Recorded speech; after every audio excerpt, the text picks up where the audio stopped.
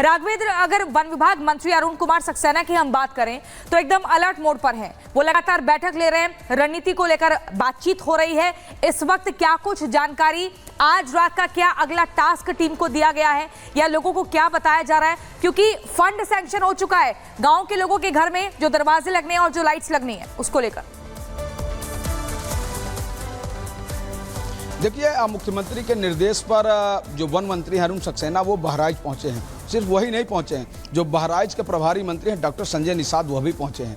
साथ ही जो उच्च अधिकारी हैं, चाहे वो डीएम की बात हो, चाहे यहाँ के एसपी की बात हो, चाहे रेणु सिंह जो समन्वय का काम अभी देख रहे हैं, उनको एक नई जिम्मेदारी दी गई है।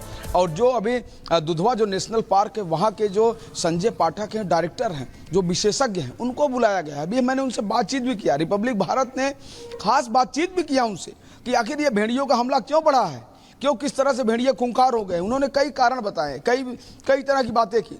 लेकिन मैं आपको दिखाना चाहता हूं कि वहां बताना चाहता हूं कि जो मीटिंग हो रही है, वो मीटिंग की रणनीति अभी वो एक्सपोज नहीं करना चाह रहे हैं। लेकिन मैं यहाँ का कुछ माहौल दिखा, मैं उसी गाँवों में पहुँच गया हूँ। आप देखिए चारों तरफ जहाँ खेती है, लेकिन लोग नहीं दिख रहे हैं। ये देखिए गन्ने का खेत है, आगे आप देखेंगे धान का खेत है। मैं इधर कहूँगा अपने सहयोगी इस साइड से, सहयोगी से कहूँगा कि ये दिखाइए, यहाँ पर ये भी खेत है, लेकिन लोग आपको कहीं नहीं दिखेंगे। लग रहा है जिससे कि गांवों में सन्नाटा पसरा है, कोरोना का समय आ गया है, कोई नहीं दिख रहा है।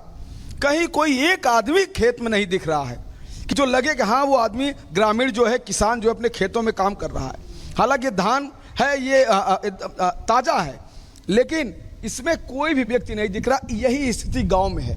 ना वहाँ पर बच्चे स्कूल जा रहे हैं ढंग से, ना तो लोग काम के लिए निकल रहे हैं। रात में किसी का सोना नहीं हो पा रहा है, रात भर जग रहे हैं, पहरा लगा रहे हैं, अलग अलग अपने देसी हथियारों को लेकर के।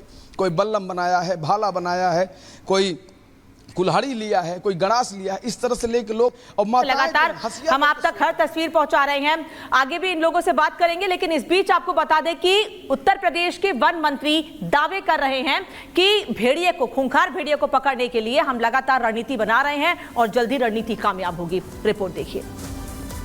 वन मंत्री जी हैं सर, क्या कहेंगे? लगातार मुख्यमंत्री जी मॉनिटरिंग कर रहे हैं, क्या कहेंगे? अभी हम पहले यहाँ अधिकारियों से बात कर ले, उसके बाद आपसे बैठ के पूरी बात करेंगे ना। अभी नहीं, हम पहले अधिकारियों से बात कर ले, उसके बाद आपको सब चीज बिल्कुल बताएंगे।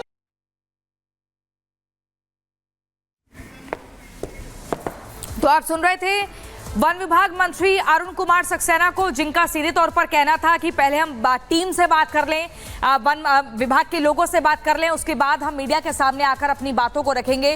वैभव और मीनाक्षी लगातार हमारे साथ बने हुए हैं, राघवेंद्र भी। लेकिन वैभव, आप ही के पास आएंगे चूंकि आप बहराइच में मौजूद हैं और वहां पर हाई लेवल बैठक को लेकर जानकारी मिल रही है। ऐसे में बैठक का क्या है, कब तक बैठक चलेगी और उस गाँव में क्या कुछ बदलाव देखने को मिल रहे हैं? क्या कुछ सुविधाएं और बढ़ा दी गई हैं? सुरक्षा के लिहाज से क्या कुछ चीजें और बढ़ी हैं? देखिए बिल्कुल प्रियंका, बात अगर चुनौतियों की करें तो आए दिन लगातार चुनौतियां जो हैं वो लगातार बढ़ती जा रही हैं। और यही वजह है कि यहाँ पर ये जो सभागार है कलेक्ट्रेट का, उसमें इस वक्त हाई लेवल बैठक जो है वो चल रही है। और इस बैठक के जरिए आने वाले वक्त में वो रास्ते निकाले जाएंगे और उन नए रास्तों की तलाश की जाएगी, ताकि इन आदमखोर भेड़ियों को पर जो है वो अंकुश लगाए जा सके, क्योंकि लगातार चुनौतियां बढ़ रही हैं। आप सोचिए, अभी तक जितने भी आदमखोर भेड़ियों ने शिकार किया है, उनकी संख्या को लेकर भी कुछ बहुत स्पष्ट नहीं है कि कितने भेड़िए जो हैं वो आदमखोर हैं और इन तमाम गांवों में जो है वो दहशत फैला रहे हैं। उनकी संख्या कितनी है और अगर वो ट्रैप में नहीं आ रहे हैं तो उसके पीछे की वजह क्या है। और लगातार भेड़िए जिस लोकेशन को ट्रेस कर रहे हैं, उस लोकेशन को ट्रेस करने के लिए वो किस रास्ते को चुन रहे हैं। और क्योंकि कल की जो प्रेस रिलीफ थी उसमें भी इस बात का जिक्र था कि 3 तारीख को कोई भी भेड़िया जो है वो डिटेक्ट नहीं किया गया है वन विभाग के द्वारा। तो ऐसे में जब तक के डिटेक्ट आप करेंगे नहीं, पकड़ेंगे कैसे?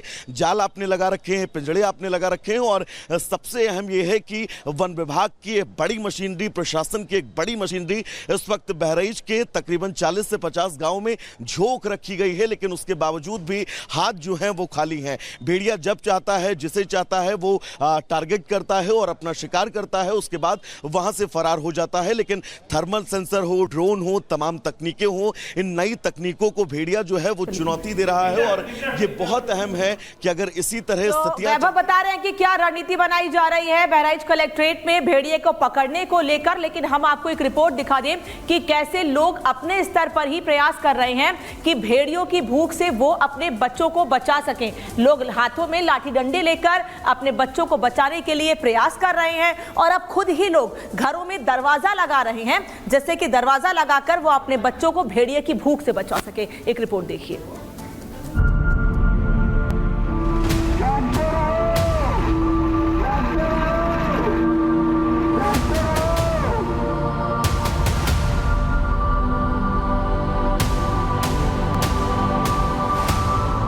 बावन गांवों के हजारों लोग दहशत में हैं। एक के बाद एक शिकार करते आदमखोरों के झुंड से डरे हुए हैं। दिन रात की नींद उड़ी है। खुद अपने गांव में पहरा दे रहे हैं। अपने मासूमों को भेड़ियों के आतंक से बचाने के लिए तमाम कोशिशें कर रहे हैं, लेकिन इन आदमखोरों का आतंक खत्म होने का नाम नहीं ले रहा। एक के बाद एक मासूमों को शिकार बनाया जा रहा है, महिलाओं को निवाला बनाया जा रहा है। एक तरफ जहां दूसरे राज्यों के लिए योगी का बुलडोजर न्याय का प्रतीक बना हुआ है, तो वहीं खुद योगी के राज्य में विपक्ष दल बुलडोजर एक्शन पर सवाल उठा रहे हैं। हद तो तब हो गई जब आपको बता दें पूर्व मुख्यमंत्री और सपा अध्यक्ष भी जमीयत उलेमाए हिंद के सुर में सुर मिलाते हुए नजर आए। माफिया और अपराधियों के ठिकानों पर गरजने वाले तीले पंजे को गोरखपुर की तरफ मोड़ने की धमकी देने लगे। गरीबों की आड़ लेकर 2027 में सपा की सरकार बनने और सभी बुलडोजर को गोरखपुर की तरफ मोड़ने की धमकी देने लगे। योगी भी सामने आए और चुन चुनकर अखिलेश पर वार किया, करारा जवाब दिया, बता दिया कि बुलडोजर चलाना हर किसी के बस की बात नहीं। अब ऐसे में सवाल उठता है कि अखिलेश बार बार जनता के कंधे पर बंदूक रख सीएम योगी पर जुबानी वार क्यों करते हैं? क्यों उनका अपराध और अपराधी उन्हें नजर नहीं आते? क्यों माफिया पर हो रहे एक्शन को वो गलत करार देते हैं? देखिए इस रिपोर्ट।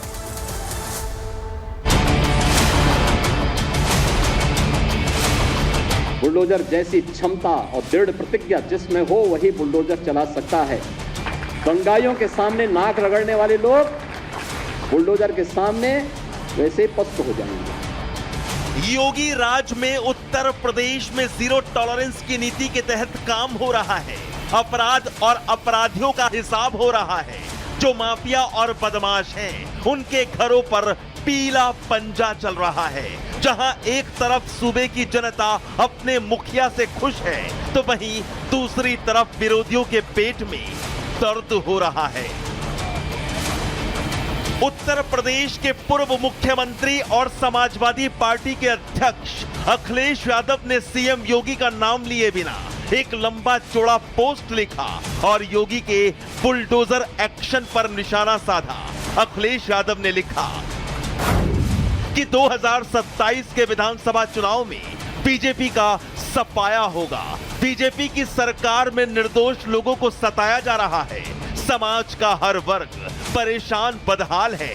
2027 में समाजवादी पार्टी की सरकार बनते ही पूरे प्रदेश के बुलडोजर का रुख गोरखपुर की तरफ होगा। शेख चिल्ली और मुंगेरी लाल दोनों हसीन सपने देखा करते थे, लेकिन ये सपने साकार नहीं होते हैं। लेकिन अखिलेश यादव के सपने से ये पता चल गया है कि कितनी दुर्भावना है। लेकिन अखिलेश यादव जी, आपके सपनों पर बुलडोजर चलाने का काम तो उत्तर प्रदेश की जनता करेगी। बुलडोजर अपराधियों के घर चलता है, अतिक्रमणकारियों के घर चलता है, तो पेट में दर्द अखिलेश यादव जी के क्यों होता है? ये बुलडोजर और अपराधी अखिलेश जी के बीच में क्या संबंध है? अब सवाल ये है कि अखिलेश को निर्दोष कौन लग रहा है? अतीक अहमद, अशरफ, मुख्तार अंसारी, मोईद खान या फिर नवाब सिंह यादव? जिन आरोपियों के खिलाफ पूरा देश कार्रवाई की मांग कर रहा है, उन्हें सख्त से सख्त सजा देने की बात कह रहा है, उन्हीं से अखिलेश यादव को हमदर्दी क्यों है? जब योगी राज में अपराधियों के काले साम्राज्य पर बुलडोजर चल रहा है, तो सपा अध्यक्ष को डर क्यों लग रहा है? क्यों अखिलेश जमीयत उलेमा हिंद के सुर में सुर मिलाते नजर आ रहे हैं? क्यों अखिलेश यादव जमीयत की तरह बाबा के बुलडोजर एक्शन की मुखालफत कर रहे हैं? वैसे अखिलेश यादव ने योगी के बुलडोजर एक्शन पर सवाल उठाया तो सूबे के मुखिया ने भी पलटवार करने में देरी नहीं की उन्होंने बिना नाम लिए अखिलेश पर करारा प्रहार किया। बुलडोजर पे हर एक व्यक्ति के हाथ नहीं फिट हो सकते, इसके लिए दिल और दिमाग दोनों चाहिए, दिल और दिमाग दोनों चाहिए। बुलडोजर जैसी क्षमता